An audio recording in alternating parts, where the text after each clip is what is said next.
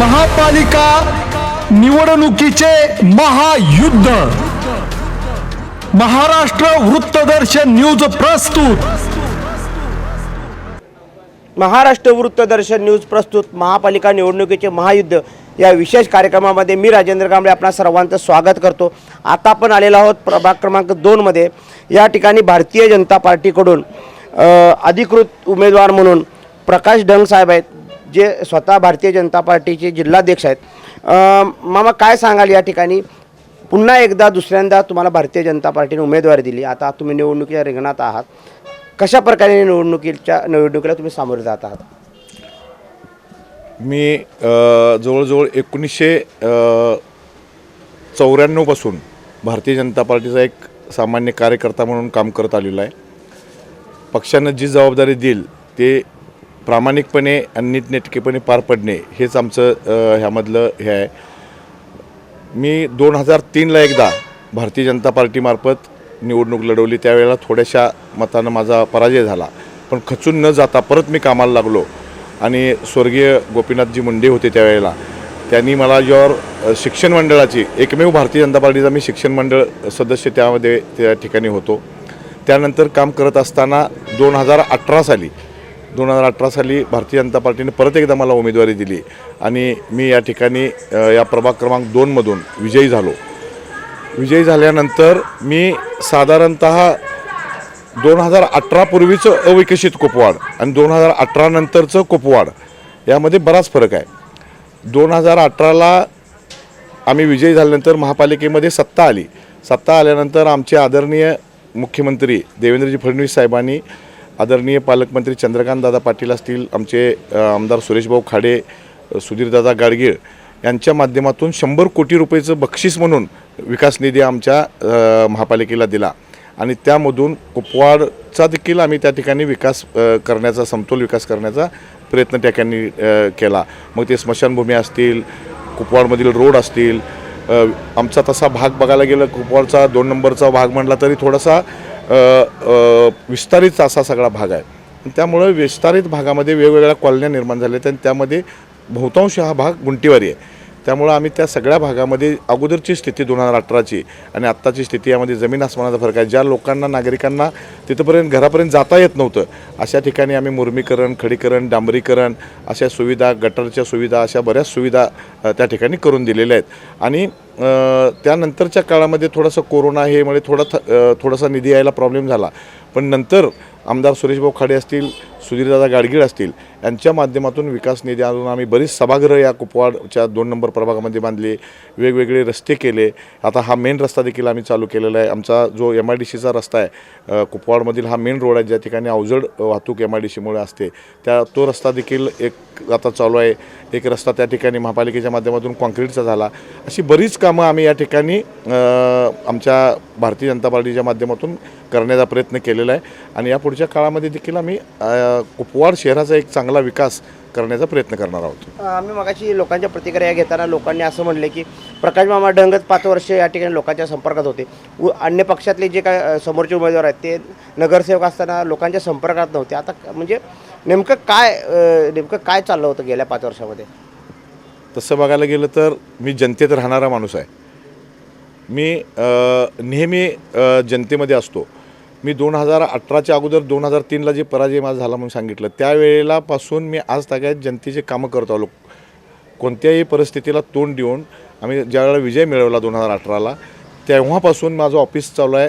माझ्या ऑफिसमध्ये 24 तास ऑफिस चालू असतं। ऑफिसमध्ये येणारे जाणारे, ज्यांना दाखले लागतात, ज्यांची काही कामं असतात ती नोट डाऊन केली जातात आणि त्याची पूर्तता केली जाते।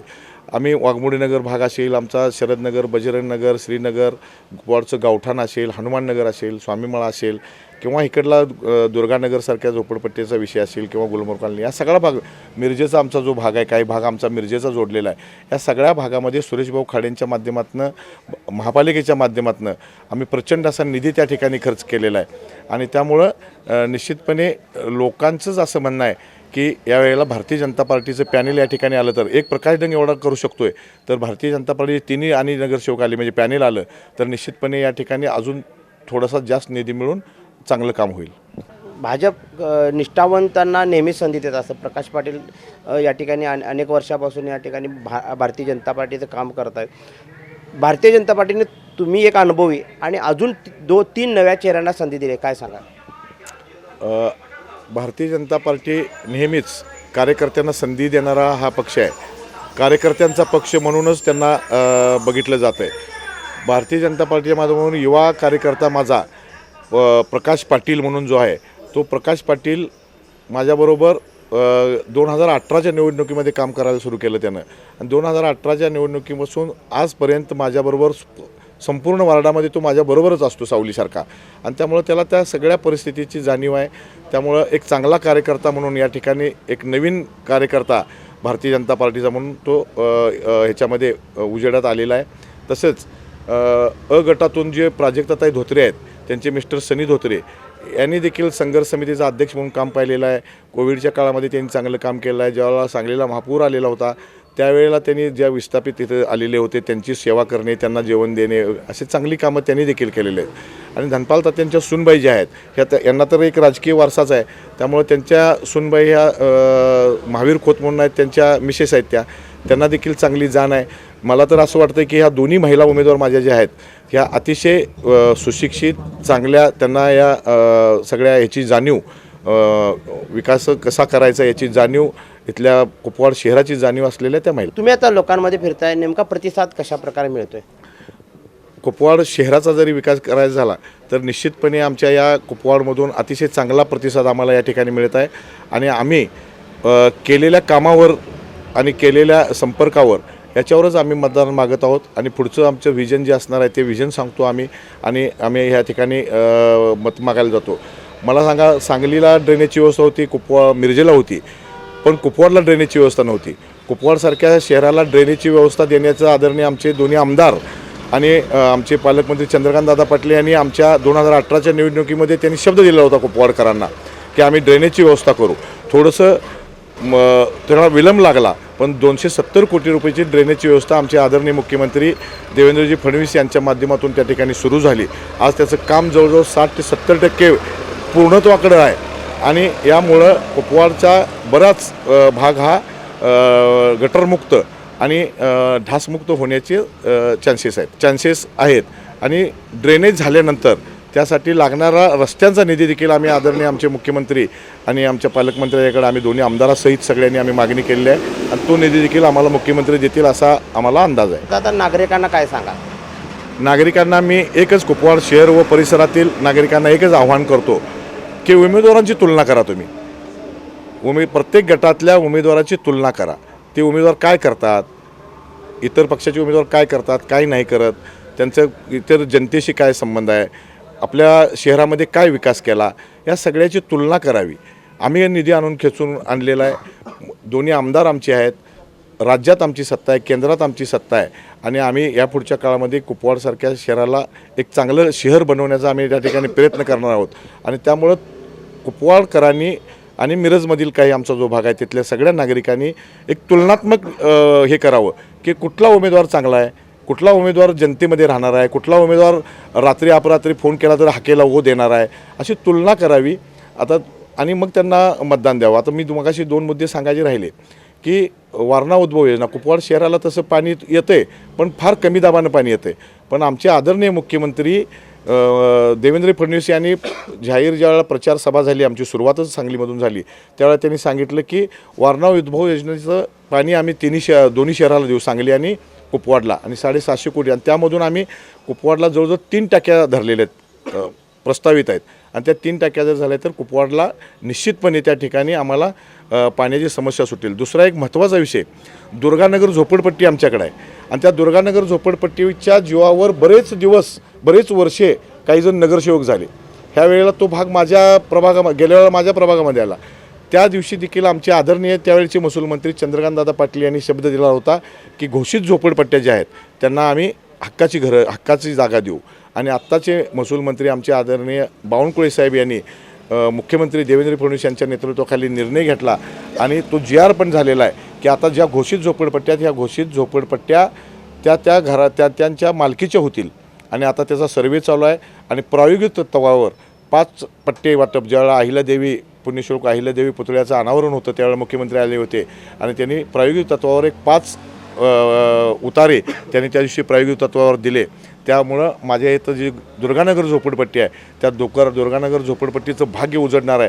तिथल्या सगळ्या नागरिकांना आजपर्यंत ज्यांनी गाजर दाखवलं पण आता मात्र त्यांना स्वतःच्या हक्काचे सातबारे त्यांना मिळणार आहेत आणि ह्या आमच्या नेत्यांनी जो यासाठी प्रयत्न केला त्याचा हा विजय आहे. प्रकाश मामा 24 तास त्यांच्या या प्रकाश मामांच्या या ऑफिसमध्ये 24 तास लोक नागरिक येत असतात. प्रकाश मामांना 24 तास कधीही फोन केले की प्रकाश मामा या ठिकाणी लोकांसाठी अवेलेबल असतात. मात्र 5 वर्ष गायब असणारे तुमचे विरोधक मात्र आता भारतीय जनता पार्टीवर उलटा आरोप करायला लागलेत. मी तेच म्हणतोय की भारतीय जनता पार्टीच्या माध्यमातून आमच्या कुपवाड शहर आणि परिसरामध्ये किंवा मिरजचा जो काही भाग असेल त्या भागामध्ये आमचे आमदार दोन्ही आणि भारतीय जनता पार्टीच्या माध्यमातून विकास झालेला आहे. मी असं म्हणत नाही की जादूजी कांडे सगळाच विकास झाला आहे पण काही भाग राहिलेला आहे. काही भागामध्ये आता ड्रेनेजमुळे आणि सगळे रस्ते गेले आहेत ते आम्ही सगळे आणणार आहोत. पण आता सगळे नगरसेवक जागे आहेत. ज्या मिरज भागामध्ये जे नगरसेवक कधीच दिसले नाहीत, मी म्हणत नाही की मी 24 तास इथं बसून आहे पण मी कधीतरी 8 दिवसातनं 15 दिवसातनं त्या ठिकाणी जात होतो. विद्यानगरसारख्या त्या सगळ्या भागामध्ये ड्रेनेजची परिस्थिती अतिशय वाईट होती. त्यावेळेला मी चिखलात फिरून तिथं मुरुम टाकून घेतलेलं आहे. सुरेश भाऊ खाडेंच्या माध्यमातून त्या ठिकाणी मी डांबरीकरण करून घेतलेलं आहे. ज्यावेळेला ड्रेनेज झालं त्यावेळेला तिथं त्या ड्रेनेजवाल्यांच्या पाठीमागं लागून मी MPM करून घेतलेलं आहे. त्याच्यानंतर मी ज्यावेळेला महापालिकेचा माजी नगरसेवक झालो त्यावेळेला मी जिल्हाध्यक्ष नंतर मला जबाबदारी म्हणून मिळाली. त्यामुळे थोडासा संपर्क माझा तिथं कमी झाला ही मी पण मान्य करतो. पण या पुढच्या काळामध्ये त्या मिरजसारख्या भागामध्ये जो माझा भाग येतो त्या ठिकाणी मी माझं एक तिथं जसं कुपवाडमध्ये ऑफिस आहे तसं मिरजमध्ये माझ्या विद्यानगरसारख्या भागामध्ये एक ऑफिस चालू करीन. त्या ठिकाणी मी तिथं एखादा माणूस बसेल. त्या 4 पॅनेल जर ह्या जनता जनार्दनाने निवडून दिलं तर माझा एक नगरसेवक 4पैकी रोज 2 तास तिथं जाऊन बसेल आणि जनतेच्या समस्या सोडवेल. दुसरं असं या ठिकाणी मला सांगायचं आहे की आता सगळे हे फिरायला लागलेत. जर त्या भागामध्ये माझ्या अगोदरचे हे नगरसेवक आमच्या भागामध्ये इतर पक्षाचे वेगवेगळे निवडून आले होते किंवा अपक्ष होते त्या भागामध्ये आता खिशातल्या पैशानं काम करायला लागले. खिशातले पैसे घालून काम करा. आम्ही हे मग तुम्हाला कामच करायची होती अगोदर का नाही केली ह्या 5 वर्षामध्ये? तुम्ही आत्ता खिशातले पैसे घाला, कुठं कंपाऊंड मारता, कुठं बोर पाडता, कुठं काय करता, असं नाही पाहिजे.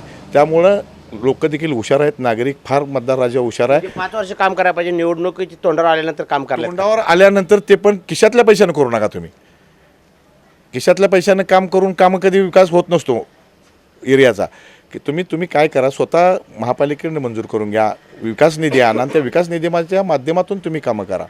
त्यामुळं जनता जनार्दन फार हुशार आहे. लोकांना कळते अरे बाबा ह्यानं 5 वर्ष काम कधीच कुठं केलं नाही, दिसला नाही आणि आता येऊन कुठं काय करतो असं जर बोलला तर जनता ह्याच्यावर विश्वास ठेवणार नाही. जनता ही भारतीय जनता पार्टी या पाठीमागं आहे, आमच्या आमदारांच्या बरोबर आहेत. त्यामुळे आम्हाला निश्चितपणे आमचं पॅनेल या ठिकाणी साधारण 1000 मतांच्या लीडनं निघेल. उमेदवार या ठिकाणी तुमच्या विरोधात आहेत. तुमचा क्लिअर चेहरा पूर्ण एक व्हाईट कॉलर म्हणून तुमच्याकडे बघितलं जातं. मात्र खरोखर विरोधक असणारे उमेदवार ते व्हाईट कॉलर आहेत का हो?